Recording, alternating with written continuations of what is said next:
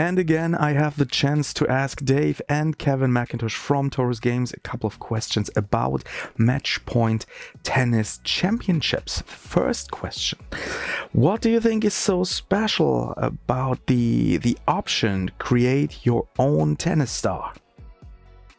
It's your identity, isn't it?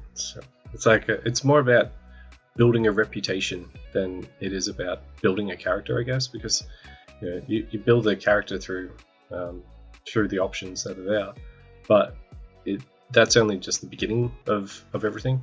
Like the character building is the entire career mode. It's from the start all the way up to hitting world number one.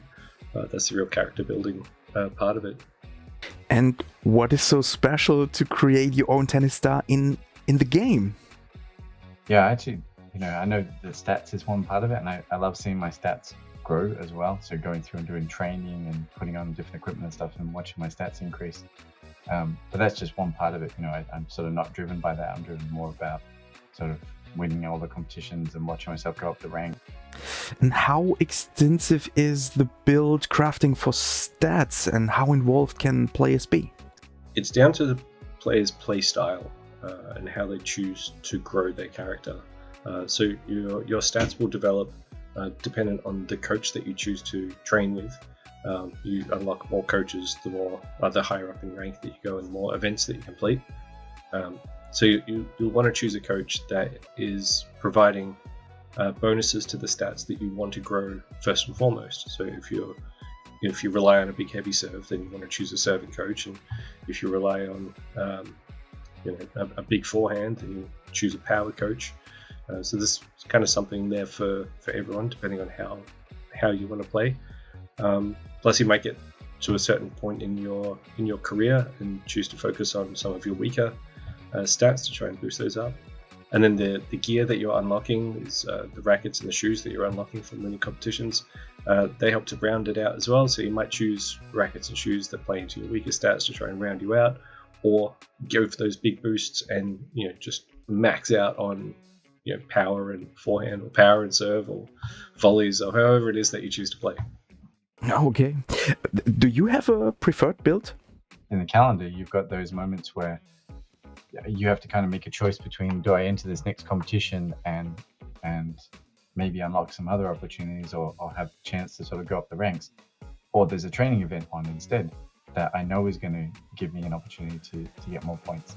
So you have to manage your career a little bit that way by making a choice, stats or rank, at particular times during the year. It all comes down to how you respond to what your opponent's doing. So you can have a preferred playstyle, but it's not always going to work, because there are some of the AI playstyles that you play against that are built to defeat you if you stick to one style. So you kind of need to watch what they're doing and respond to what they're doing. And a very important question: how does the ranking system in MATCHPOINT Tennis Championships work? So the ranking system works very, very much the same as the ranking system in real life. When you acquire points from finishing a tournament, and you get to hold on to those points for an entire year. But the next year, if you don't go back to that same tournament, or maybe you finish lower, then you'll lose those points. So it's the same system as that. As you go up in ranks, obviously the climb becomes more difficult because most of the total ranking points are stacked towards the top. So it'll be a slower and slower grind. A much slower grind to go from rank 10 to 1 than it is to go from rank 200 to 100, for example. What I'm interested in, what would be your dream opponent? The first name popped in my head was Stefan Edberg, but that's because he was my tennis idol growing up. I used to watch him play like that all the time, and serve and volley, so that's where the mentality comes from as well. So yeah, and he always just seemed like Mr. Cool out on the court. Bruce Willis. Like Die Hard Bruce Willis. Yeah. Okay. And can you tell us something about the multiplayer mode? So we have 3 different multiplayer modes. One is the ranked multiplayer. So in this mode, you are winning and losing ELO points when you play matches against random players online.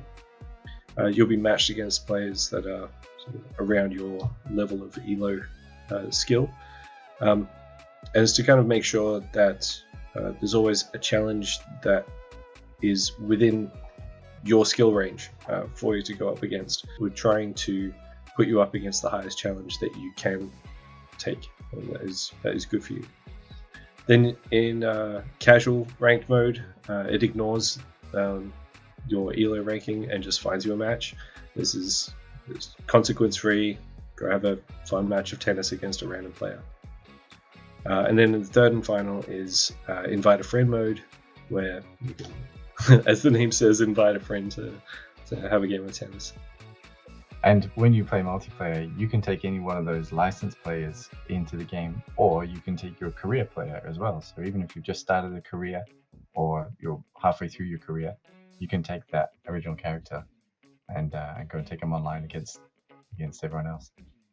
Are you happy with the performance of the Photon Quantum online engine? I do find it,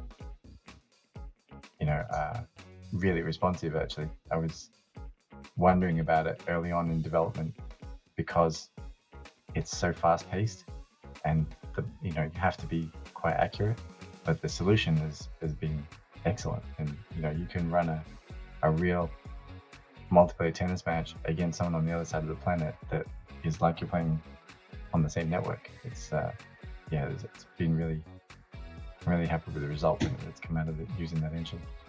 Yes, thanks a lot, Dave and Kevin McIntosh from Taurus Games. All I can say is take care, have a good time, and goodbye.